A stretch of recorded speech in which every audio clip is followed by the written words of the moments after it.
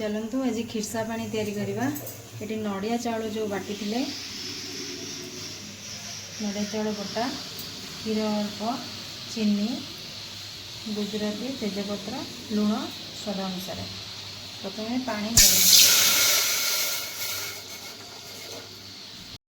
कर नड़िया चाउल बटा को धीरे धीरे पकईकि गोलिया पड़ो कहीं तले लगिज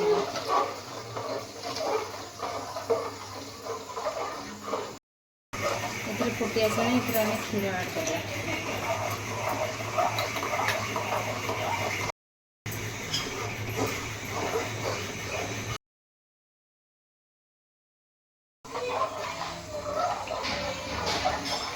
गोलेवा जमा छाड़बेनि जेपर्यंत न फुटी ना तले बसिकी कादुआ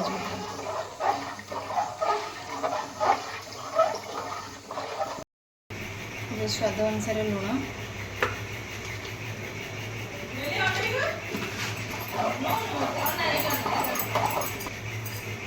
चीनी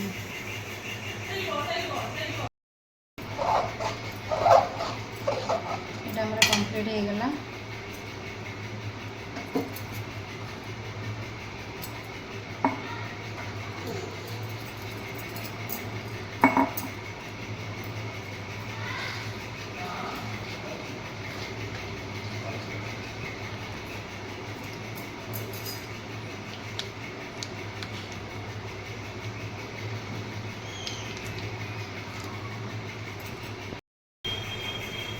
ये टेस्ट करिए केमती आप टेस्ट कर देखु